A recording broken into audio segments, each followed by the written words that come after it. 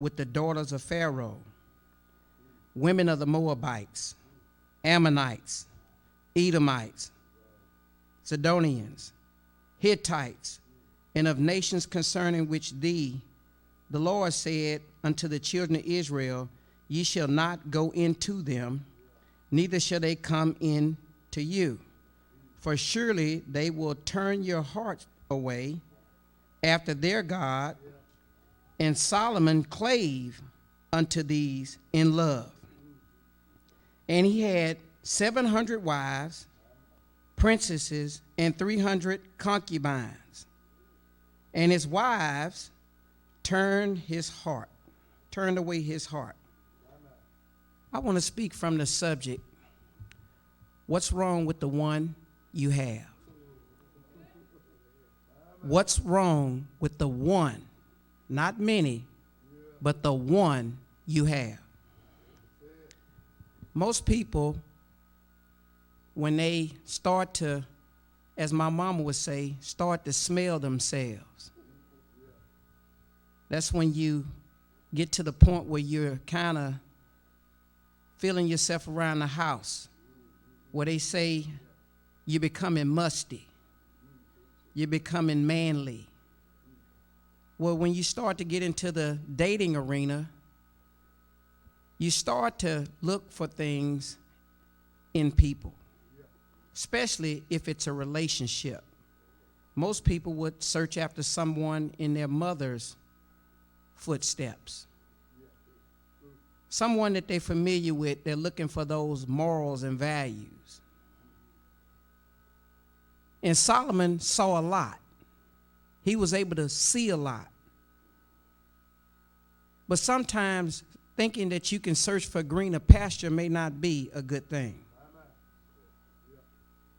And it starts out, but Solomon loved many strange women together. Something happened because in chapter 3, Solomon had made affinity to King Pharaoh. He became one of his son-in-laws. He became son-in-law. He took on the first woman, which was one of the daughters of Pharaoh.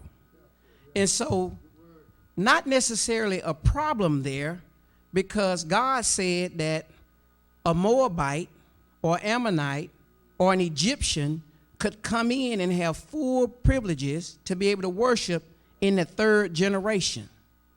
So he basically didn't have a problem with this particular situation. It's when he went a little further. So he already had one. If you notice, it says, but Solomon loved many strange women together with the daughter of Pharaoh. So it recognizes Pharaoh as the one that he was initially married to, the daughter of Pharaoh.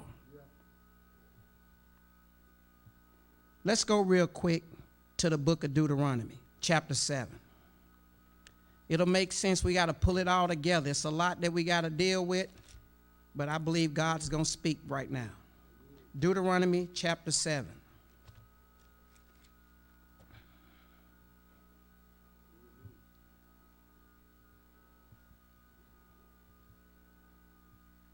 And I'm going to read. Everyone there. Amen.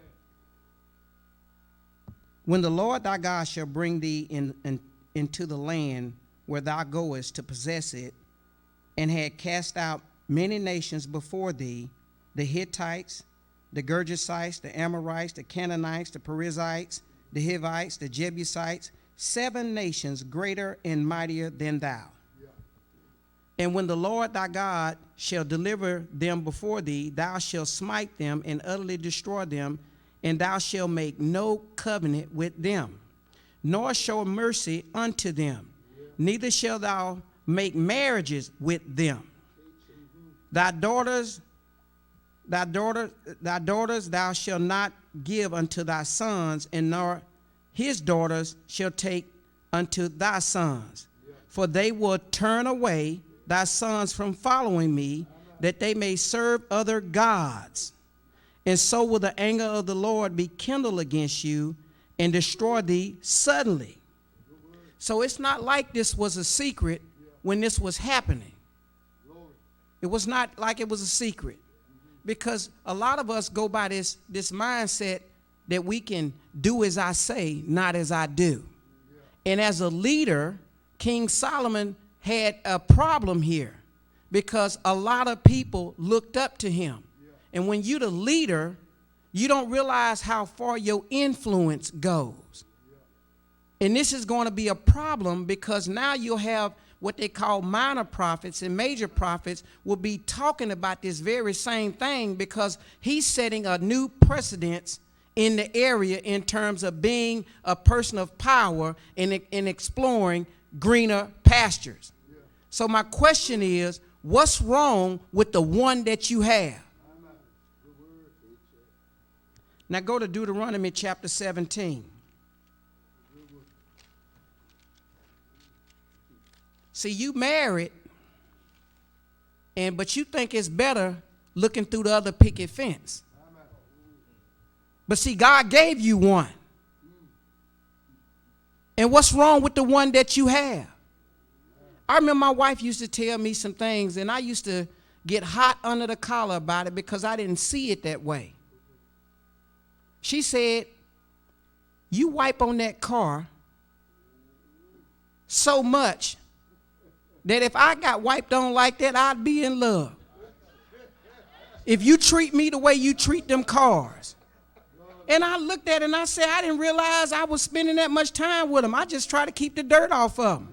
But she noticed the detail that which I was putting in on the car. Deuteronomy chapter 17. Let's pick up at verse number 14. See, we don't realize what we be doing. We got a lot of wives and concubines too today. They in the form of things that we don't see in a human flesh, but we got them. It says, when thou art come into the land which the Lord thy God give thee, and shall possess it, and shall dwell therein, thou shalt say, I will set a king over me, like all the other nations that are about me. Thou shalt set in any wise him king over thee, whom the Lord thy God shall choose. One from among thy brethren shall thou set king over thee. Thou mayest not set a stranger over thee, which is not thy brother. But he shall not multiply horses to himself. This is critical right here. He shall not multiply horses to himself, nor cause the people to return to Egypt, to the end that he shall multiply horses, for as much as the Lord has said unto you, ye shall henceforth return no more that way. Neither shall he multiply wives to himself, that his heart not turned away, neither shall he greatly multiply unto himself silver and gold. Because when you start to put trust in all of this stuff, you start to get distracted, and now you're concerned that you don't have enough defense. See, when you need all these horses, because Pharaoh had all of these super fine chariots for war. They were known for making these things. In the Hittites, they had all of the fine Arabian horses. And so Solomon said, if I can get 4 of those horses for every chariot, I will have an army that will scare any nation that will try to come up against me. So now you're no longer putting your trust in God. You're putting your trust in what you see. These are the turning points, because something happened to make a young man who God said to Nathan, he said, this one here, he's beloved of the Lord. I want you to let them know. I know they named him Solomon, but I'm calling him Jedediah, beloved of the Lord, because he didn't ask for long life. He didn't ask for the death of his enemies. He just wanted to be able to discern from good and evil. But something happened that he couldn't discern between these women. Go back to 1 Kings chapter 11. So we know that if they're going to set a king, because the people started wanting a king. And God said, okay, a king is very expensive. You don't know what you're saying. And then it got into Samuel, and Samuel thought something, and God said, they're not rejecting you. They're rejecting me. Amen.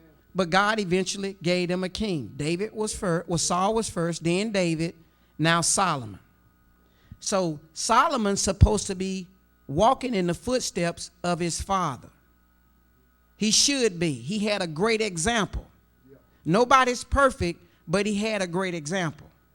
So Solomon loved many strange women together with the daughter of Pharaoh, his first wife.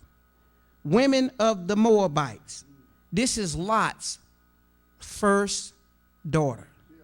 You learn about that in Sunday school. This is Lot's first daughter through an ancestral relationship right here. So you can see the trend right here. He's messing with somebody that's from an ancestral relationship.